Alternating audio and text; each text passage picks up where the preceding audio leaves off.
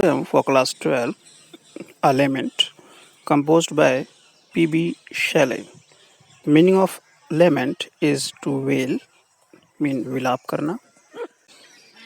The poem is a product of the poet's disappointment and failure in life. यह कविता कवि के जीवन की निराशा एवं असफलता को दर्शाती है. The youth of the poet has deserted him and he is now incapable of enjoying the pleasure offered by life and nature. विलाप और निराशा के कारण कवि का यौवन वीरान हो गया है एवं जीवन और प्रकृति के द्वारा प्रदत्त सुख का आनंद उठाने में वह असमर्थ है. कवि का प्रत्येक शब्द पश्चाताप और निराशा की भावनाओं से भरा हुआ है. He imagines that he is standing on the last steps of time. वह कल्पना करता है कि काल की अंतिम सीढ़ी पर खड़ा है वह. अपने बीते हुए समय को वह दुर्बल हृदय से देखता है एवं महसूस करता है कि भविष्य में इस संसार में उसके गिने चुने दिन रह गए हैं. वह पश्चाताप करता है कि उसकी युवा शक्ति एवं जीवन की खुशियाँ फिर लौटकर नहीं आएंगी.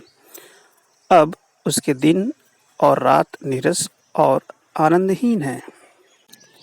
The beauties of nature, instead of sending a thrill of delight into his heart, only intensity his grief.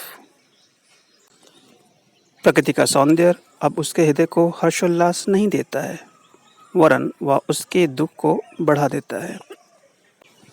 Now study the first stanza. O world, O life, O time, on whose last steps I climb, trembling at that where I had stood before, when will return the glory of your prime? No more, oh, nevermore. Poet अपनी गहरी निराशा की अनुभूति को व्यक्त करता है. समय से पहले वृद्धावस्था का आगमन निराशा के रुदन यानी कि रोने को प्रकट करता है. The first line shows the apostrophe.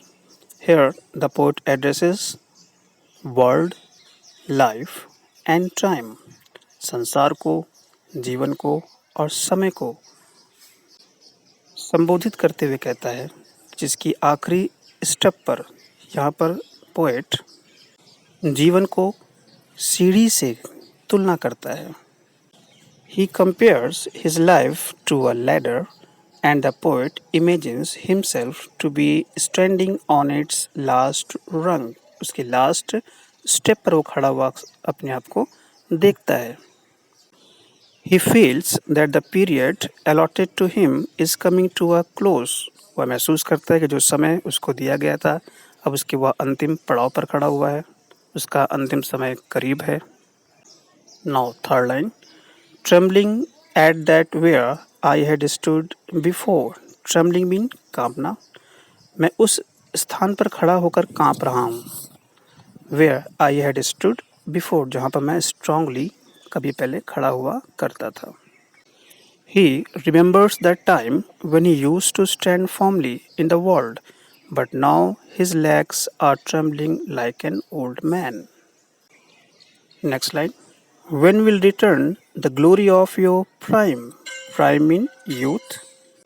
He asked the question to himself, said, when his glory of prime returns. जीवन के आनंद की ताजगी एवं उसके विभिन्न अनुभव जिसका उसने भूतकाल में उपभोग किया था अब उसके पास लौटकर नहीं आएगी.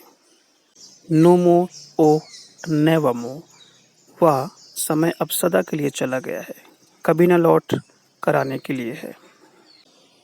He is very disappointed and regrets that the freshness and joy in life and its varied experience as he had in the past will not return to him now. The time has now gone forever, never to return. Now the second and the last stanza. Out of the day and night, a joy has taken flight. Fresh spring and summer and winter o'er move my faint heart with grief but with delight, no more, oh, nevermore. The poet's day and nights are dull and joyless. Out of day and night, a joy has taken flight. Taken flight mean is removed. उसके दिन और रात में जो वो कभी आनंद की अनुभूति करता था उन दिनों अब वो नहीं रहे, वो अब टेकन फ्लाइट में रिमूव्ड हो चुके हैं. Fresh spring and summer and winter हो मूव माई फेंट heart with grief. The beauties of the nature, such as the blooming spring, the sunny summer, or a foggy winter, given him no joy. प्रकृति की सुंदरता जैसे खिलता हुआ बसंत, चमकता हुआ ग्रीष्म एवं कुहासे से भरी हुई शीत ऋतु उसे कोई आनंद प्रदान नहीं कर रहे हैं. But with delight mean accept with delight mean his heart has become accept delight without delight. And instead of sending a thrill of delight into his heart, it only intensifies his grief. अर्थात उसके हृदय को आनंद देने की बजाय ये सब उसको पुराने दिनों की याद दिलाते हैं और उसके वेदना को और बढ़ा देते हैं. So students, this is the end of the poem. Thank you.